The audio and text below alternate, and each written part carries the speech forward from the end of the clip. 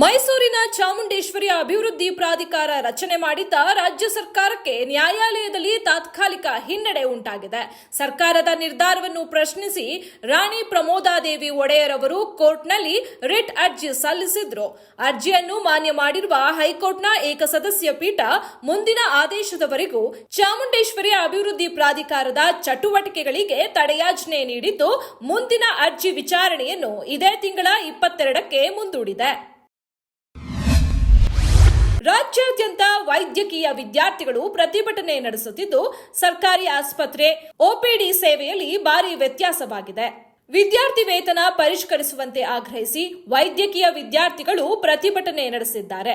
ಬೆಂಗಳೂರಿನ ಫ್ರೀಡಂ ಪಾರ್ಕ್ನಲ್ಲಿ ವೈದ್ಯಕೀಯ ವಿದ್ಯಾರ್ಥಿಗಳು ಧರಣಿ ನಡೆಸುತ್ತಿದ್ದು, ವೈದ್ಯಕೀಯ ವಿದ್ಯಾರ್ಥಿಗಳ ಪ್ರತಿಭಟನೆಯಿಂದಾಗಿ ಬೆಂಗಳೂರಿನ ವಿಕ್ಟೋರಿಯಾ ಆಸ್ಪತ್ರೆ, ಬೌರಿಂಗ್ ಆಸ್ಪತ್ರೆ, ಕೆಸಿ ಜನರಲ್ ಆಸ್ಪತ್ರೆ ಸೇರಿದಂತೆ ರಾಜ್ಯದ ವಿವಿಧ ಸರ್ಕಾರಿ ಆಸ್ಪತ್ರೆಗಳಲ್ಲಿ ಒಪಿಡಿ ಸೇವೆಯಲ್ಲಿ ವ್ಯತ್ಯಯವಾಗುತ್ತಿದ್ದು, ಒಳರೋಗಿಗಳಿಗೆ ಮಾತ್ರ ಚಿಕಿತ್ಸೆ, ತುರ್ತು ಸೇವೆ ಲಭ್ಯವಿದೆ. ಹೂಡಿಕೆದಾರರು ಸಮಾಧಾನದಿಂದ ಇರಿ. ಹಿಂಡೆನ್ಬರ್ಗ್ನಂತಹ ವರದಿಗಳಿಗೆ ಪ್ರತಿಕ್ರಿಯಿಸುವ ಮೊದಲು ಶ್ರದ್ಧೆಯಿಂದ ನಿಮ್ಮ ಕಾರ್ಯ ಮುಂದುವರಿಸಿ ಎಂದು ಭಾರತೀಯ ಷೇರುಪೇಟೆ ನಿಯಂತ್ರಣ ಮಂಡಳಿ ಹೇಳಿದೆ. ಅದಾನಿ ಷೇರು ಹಗರಣದ ಕುರಿತು ಕಳೆದ ವರ್ಷ ವರದಿ ಪ್ರಕಟಿಸಿದ್ದ ಹಿಂಡೆನ್ಬರ್ಗ್ ಇದೀಗ ಈ ಪ್ರಕರಣದಲ್ಲಿ ಸೆಬಿ ಅಧ್ಯಕ್ಷೆ ಮಾಧವಿ ಬುಚ್ ಮತ್ತು ಅವರ ಪತಿ ದಾವಲ್ ಬುಚ್ ಪಾತ್ರವಿದೆ ಎಂದು ಆರೋಪಿಸಿದೆ.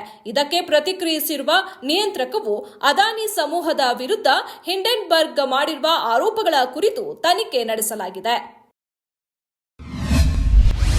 ರಷ್ಯಾ ಮತ್ತು ಉಕ್ರೇನ್ ಯುದ್ಧ ನಿಲ್ಲುವ ಲಕ್ಷಣ ಕಾಣುತ್ತಿಲ್ಲ. ಇದು ಯುದ್ಧದಲ್ಲಿ ದಿನದಿಂದ ದಿನಕ್ಕೆ ಮತ್ತಷ್ಟು ಭಯಾನಕ ಅಸ್ತ್ರಗಳನ್ನು ಎರಡೂ ದೇಶಗಳು ಬಳಕೆ ಮಾಡುತ್ತಿವೆ.